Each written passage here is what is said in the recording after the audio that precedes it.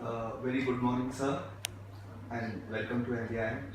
I have seen you have a background in trade and development. So, what initiatives you have taken, or what plans do you have for boosting India and Czech Republic ties in trade and development? Well, first, let me thank you very much for inviting me.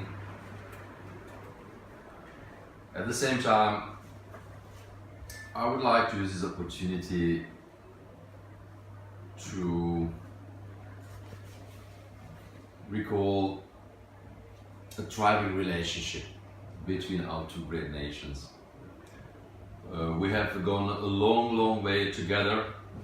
We are not necessarily neighbors, but we are like-minded countries on a number of international issues, and we both share common values of peace, stability, and prosperity. So these are extremely strong fundamentals on which I'm trying to build, and at the same time I have to say that irrespective of the background, the portfolio of issues is much broader. And I will not start with trade and investment. I will stay with people-to-people contact, because this is the backbone of any relationship between people or nations.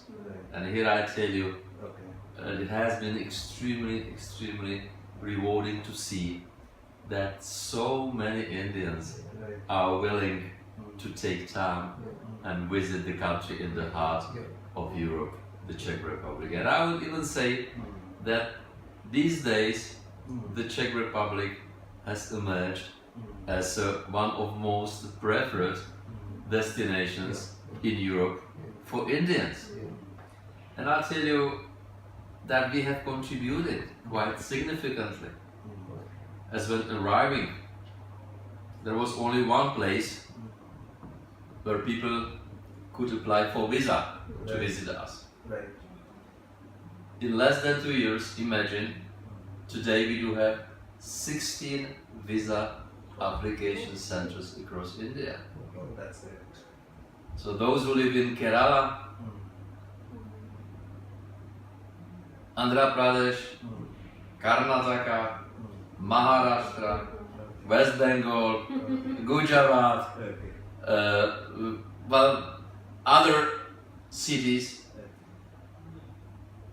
they can now apply closer to their home, and instead of them documents commute. So this is quite important contribution to improve the quality of our service, but at the same time promote people-to-people contacts through tourism. Please continue. Cultural changes. Yeah, that's what I wanted to ask. That Cultural changes. Well, imagine last year, after 57 years, we managed to bring a full-fledged philharmonic orchestra to India. And they did 2 concerts, one in Mumbai and one in Kolkata. And the good news is that they are keen to come again. And we will be hosting, we will be welcoming them in January 2018. This time they will do 4 concerts here in the capital city, Mumbai, Goa and Kolkata. But it is not just about those big things. We organize a number of small culture events. We have good friends here in India and in the Czech Republic who will help us to translate Czech stories and Czech poetry into Hindi. And we publish these works here in India. So culture exchange is extremely important. And at the same time, I have to say that is a two-way avenue. That we see also so many Indian artists performing in the Czech Republic. And it was extremely gratifying when two our culture ministers met last week, as Honorable Daniel Herman, Minister of Culture, was visiting India. It was extremely rewarding to see a long list of activities the two countries have carried out either individually or working together.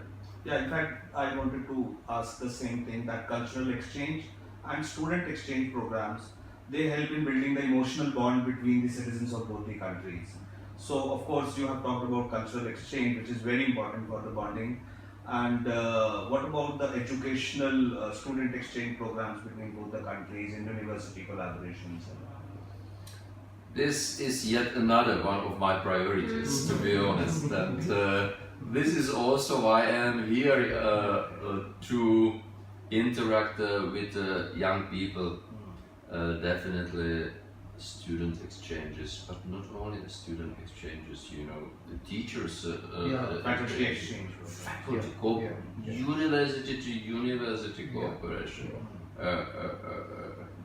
This is something that helps enormously to build strong bonds between nations. We have been quite active. We do participate in so many education fairs here in the country. We do it individually or together with other EU member states. Each and every year we do have a number of universities coming to India to showcase their competence, their programs, and definitely encourage young people here to consider the possibility of getting a world-class skill at any of Czech-based universities. And we do have so many, offering around 70 programs in English. And we are having something that has not only its own tradition.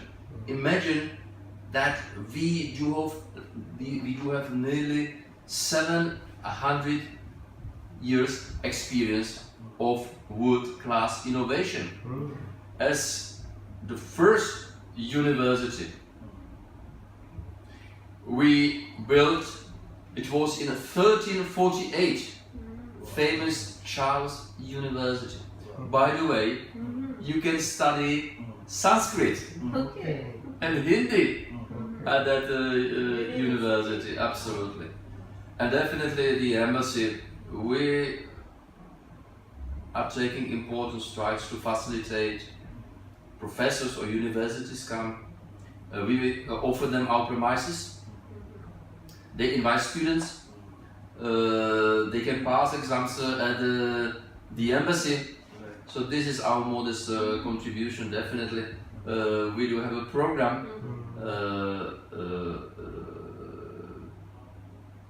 extremely powerful, user-friendly program, allowing even students here, by clicking maybe 2 or 3 times, to get that piece of information they need in order to be able to, if not take a decision, but at least start thinking about making studies in the Czech Republic. So student exchanges, no doubt about that. And I am extremely happy to see that more and more people here are really actively exploring this possibility. So I would have loved to talk more, but students are waiting to If students are waiting, then trade, investment, we have so many Indian investors, so many Czech investors in India. Trade is doing extremely well. The US dollars trade being exchanged between the two countries each and every year. So I believe we are progressing quite a lot. I think we'll come back and then No, because then I will have back to rush to the